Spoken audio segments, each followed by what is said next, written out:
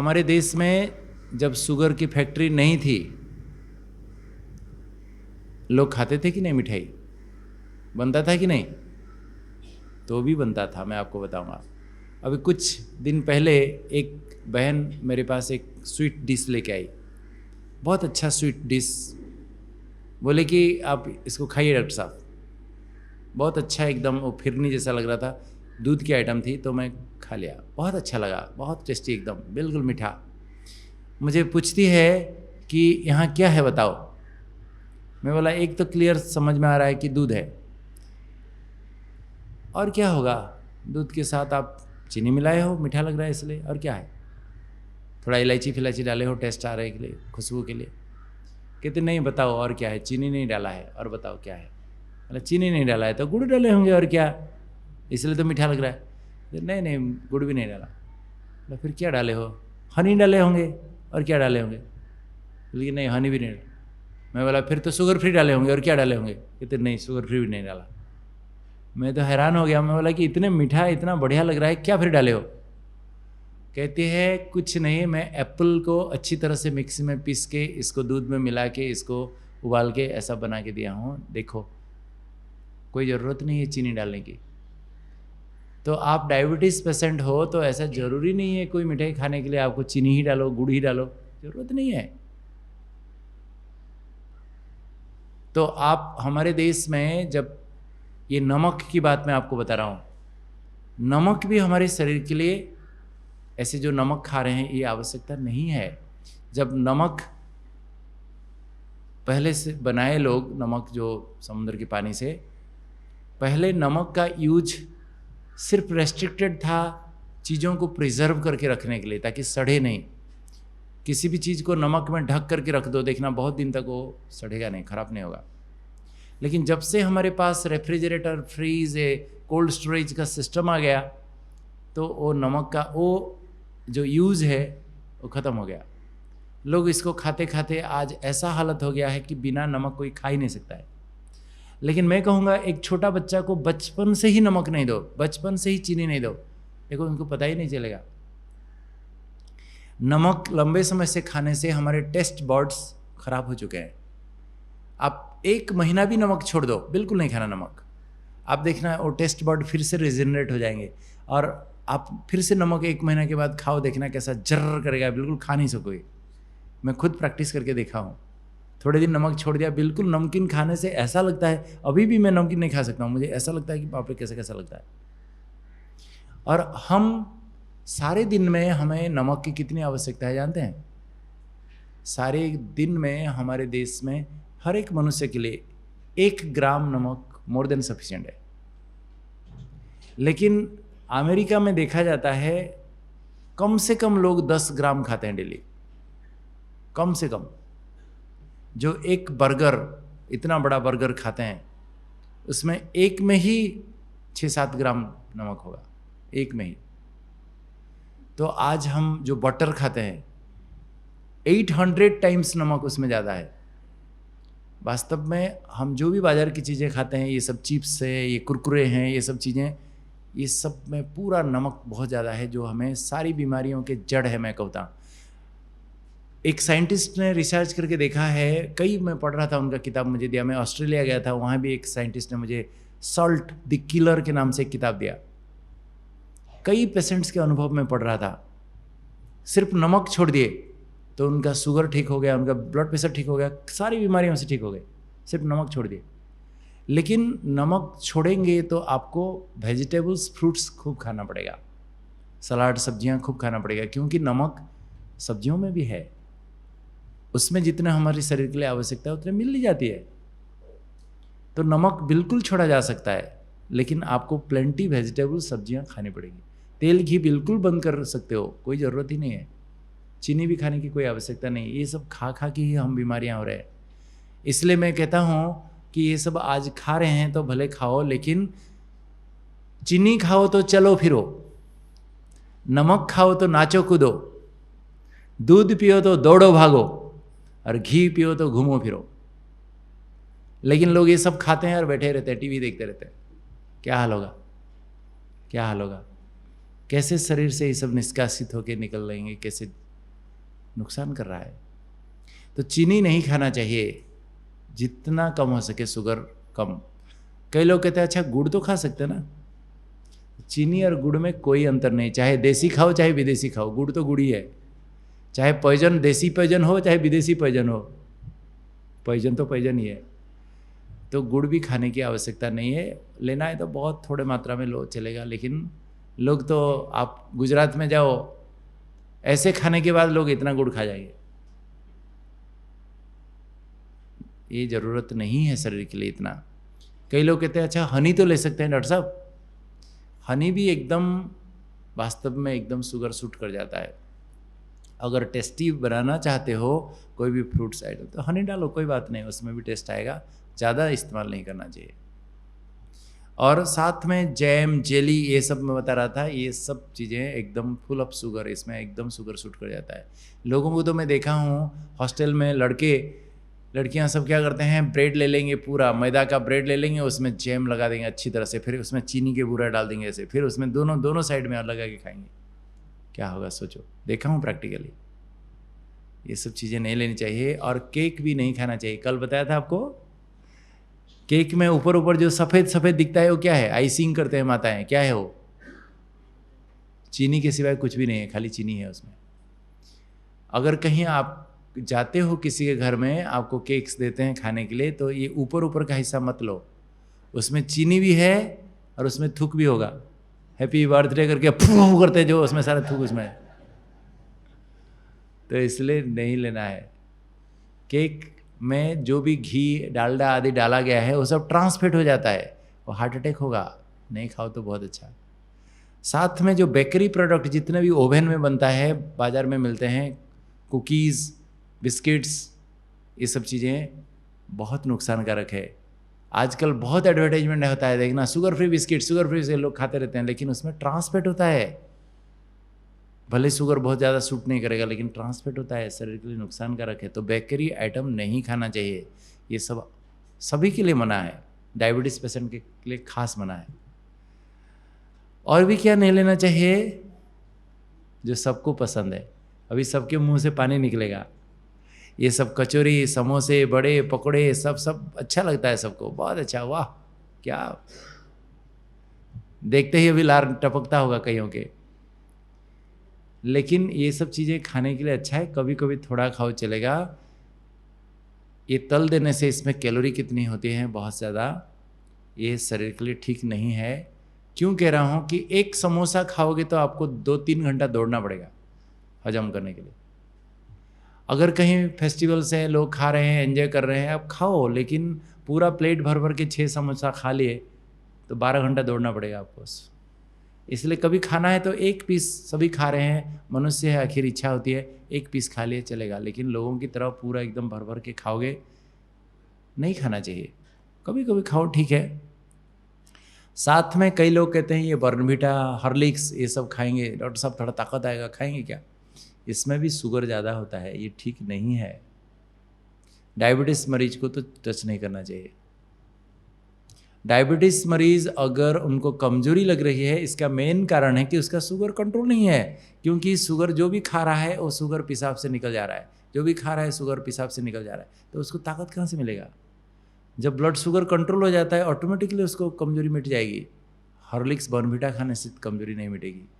आजकल बाज़ार में मिल्क मेड मिलता है, मिठाइयाँ बनाती हैं माताएं, इसमें दूध बना के, कंडेंस्ड मिल्क है ये, इसमें भी खाली शक्कर है, चीनी है और कुछ नहीं है।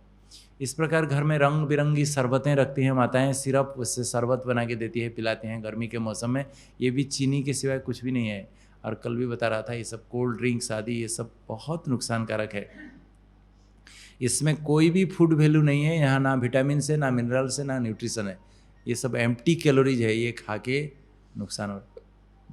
तीसरी बात है, आपको कोई भी फ्रूट जूस नहीं पीना है। कल आपको बताया था, अगर आपका शुगर लो हो गया, हाइपोग्लाइसीमिया हो गया, लो शुगर हो गया, आपको एकदम चक्कर आने लग रहा है, ऐसे समय पर फ्रूट जूस पी लो, तुरंत आपका शुगर ठीक हो जाता है। लेकिन नॉर्मली जूस नहीं पीना चाहिए। फ्रूट खाओ, कोई बात नहीं, फ्रूट्स खाएंगे तो रेसा है, आपको कब्जी नहीं होगी और आप मसूड़े की एक्सरसाइज भी हो जाएगी। लेकिन आज लोग फ्रूट्स खाने के लिए भी फुर्सत नहीं है। जूसर में ग्रर कर दिया, जूस निकल गया, पी लिया 1 गिलास, फिर शुगर भी ठुस 400। तो कभी जूस नहीं पीना चाहिए, फ्रूट्स खाओ, मना नहीं है। और इसी प्रकार शराब तो टच ही नहीं करना चाहिए। कई डॉक्टर्स आपको कहेंगे लिमिटेड लो, लिमिटेड। कोई लिमिट होता है क्या?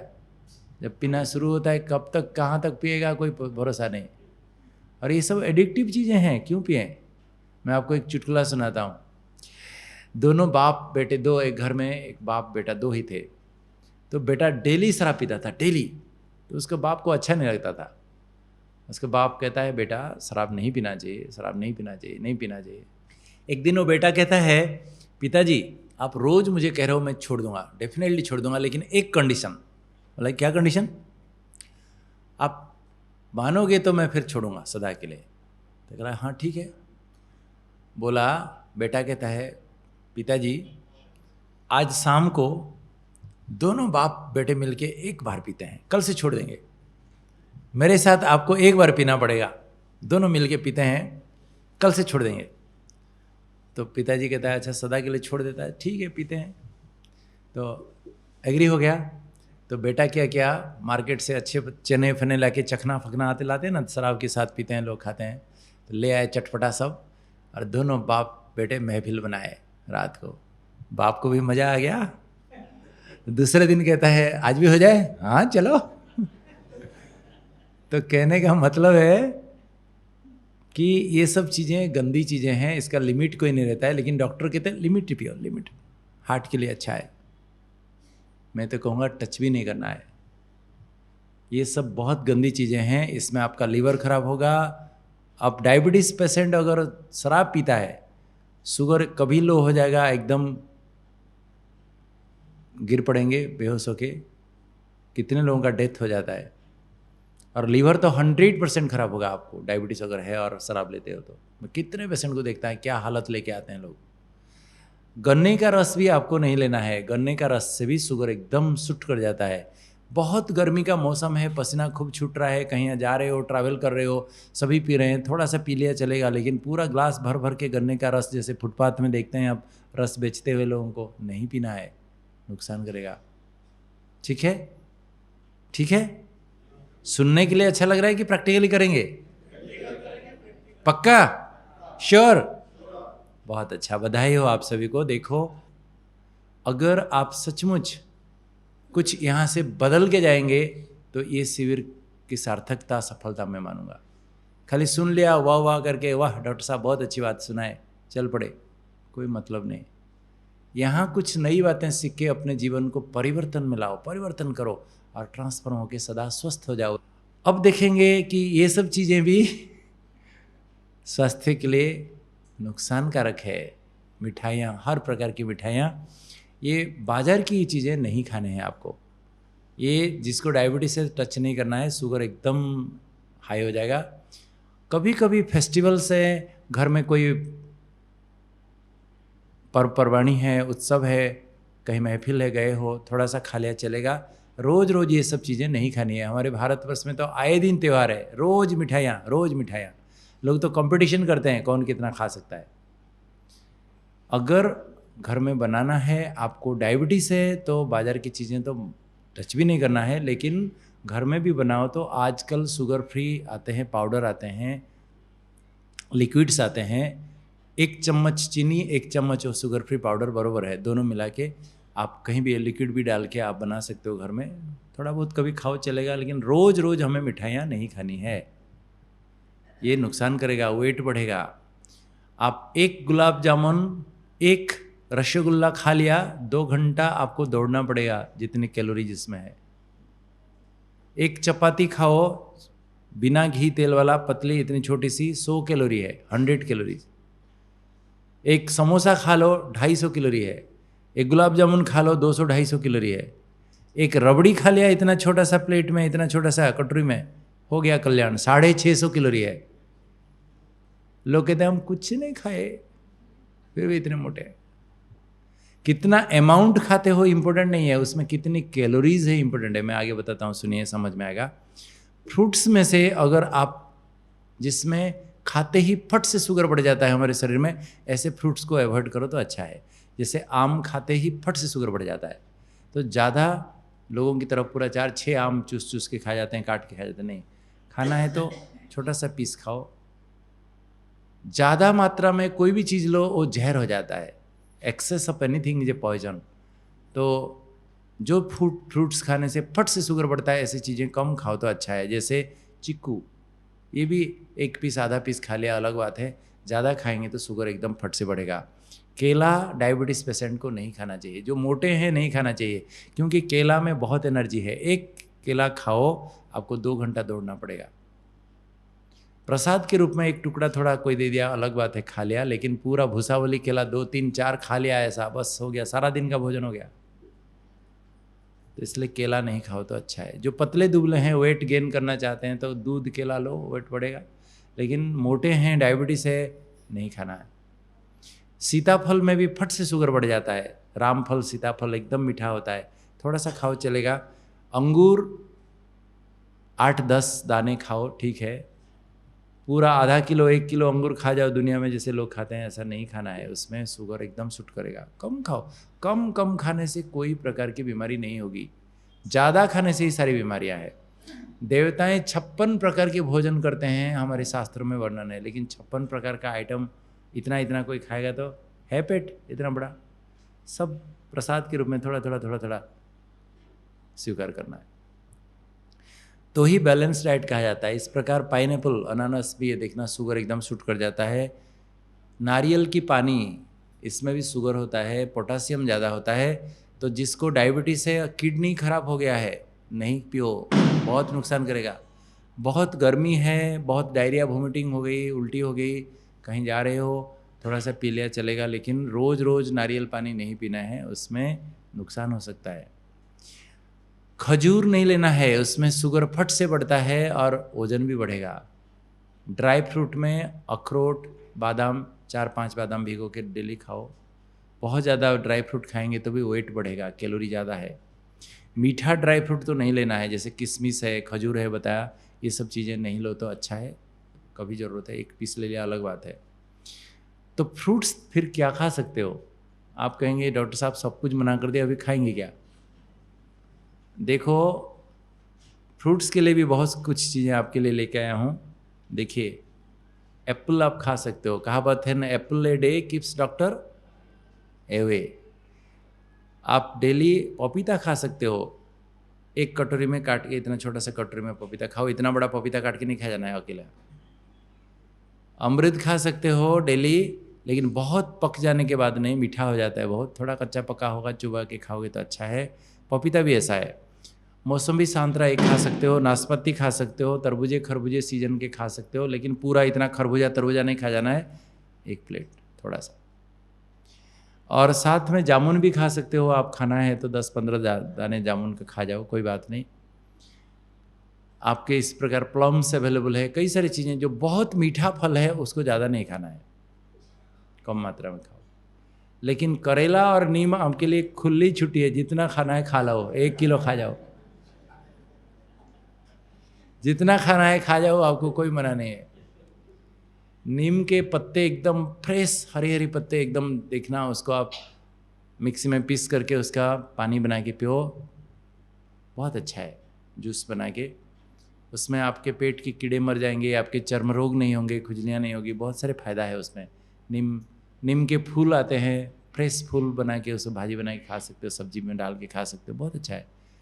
करेला आप भाजी बना के खाओ, सब्जी बना के खाओ, चलेगा। लेकिन हमारी माताएं बहनें करेला का धर्म कर्म बिगाड़ के खिलाते हैं। क्या मतलब? क्या मतलब? ऊपर का सब छिलका निकाल देंगे, काट के अंदर के सारे बीज भी सब निकाल देंगे, और उसके अंदर गुड़ और सिंगदाना और क्या क्या तिल सब मिला के सब बना के एकदम अंदर हाई कैलोरी चीज़ें मसाला बना के अंदर डाल के भून देंगे, तल देंगे, उसको तल के खिलाएंगे। आप खाएंगे तो आपको पता भी नहीं चलेगा करेला खा रहे हो कि कोई मिठाई खा रहे हो।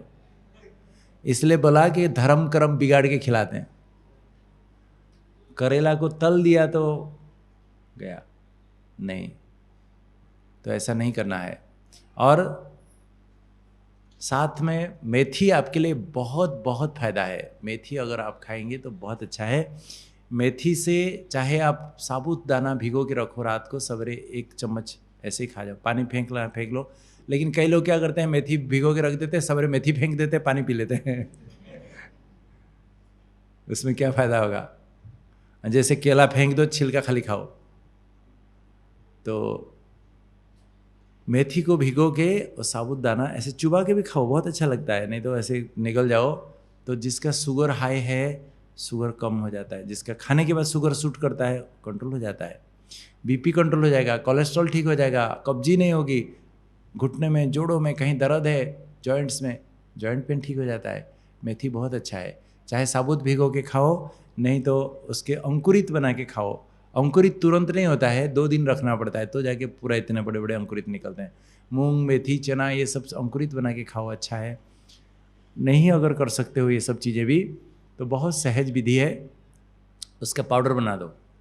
पाउडर एक डिब्बा में रखो, नाश्ते से पहले 1 फाकी ऐसे मुंह में डालो, चम्मच पानी पी लो, फिर नाश्ता करो।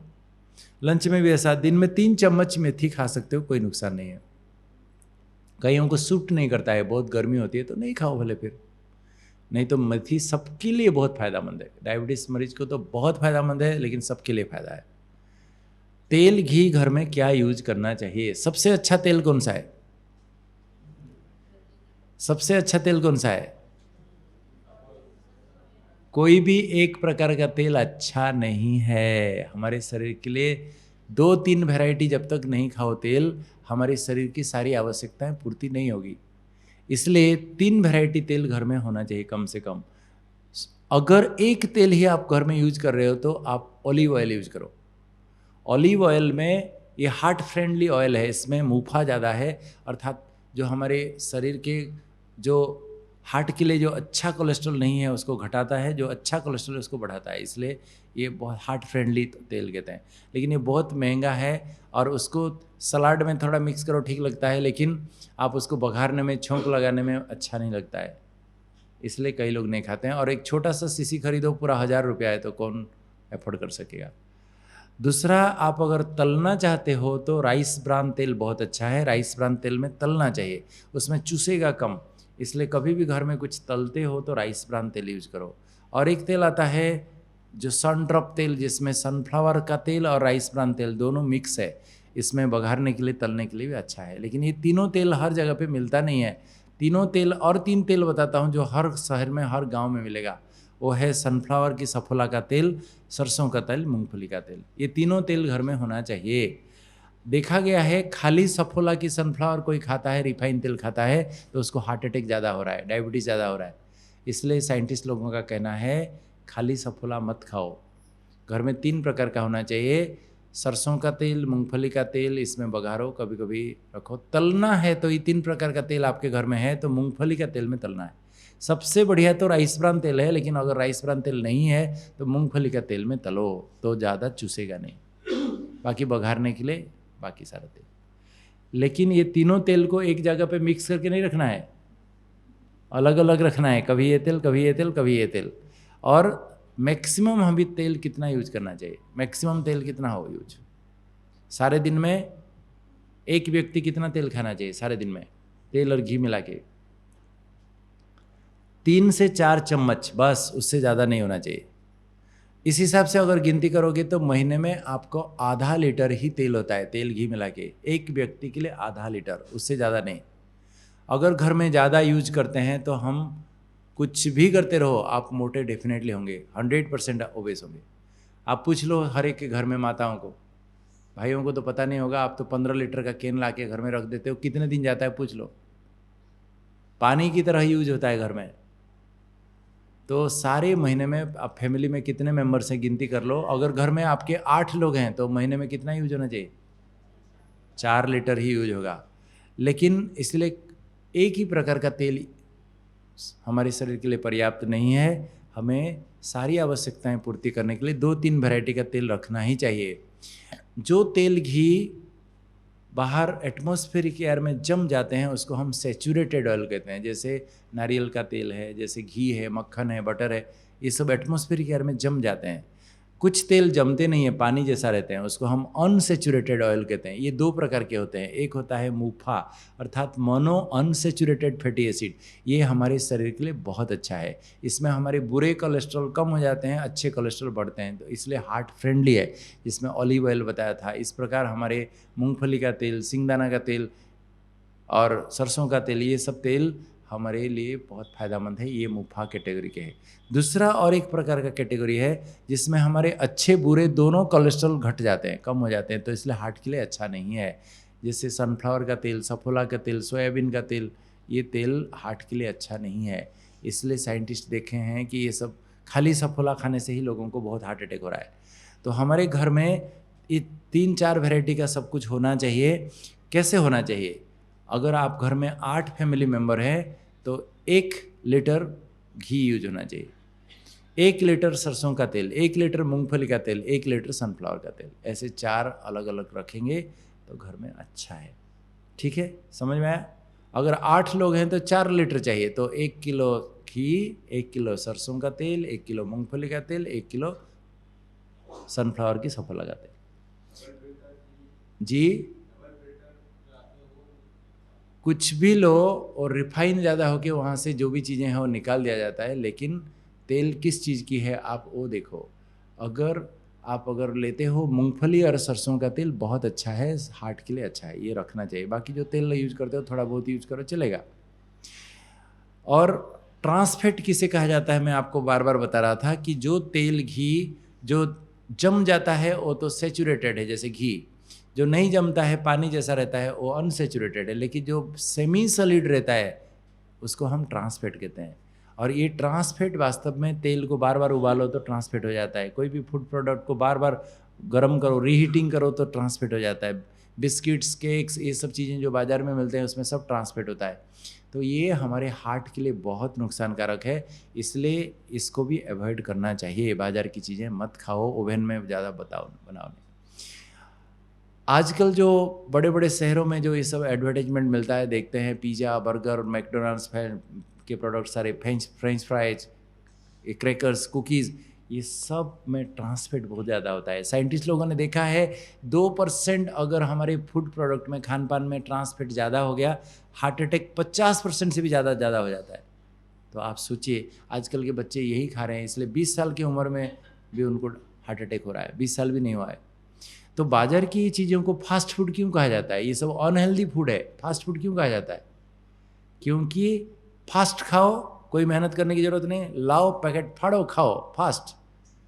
फिर फास्ट भी बीमारियाँ, फटाफट एकदम डायबिटीज़ भी हो जाएगा, हार्ट अटैक भी हो जाएगा, सब फास्ट बीमारियाँ।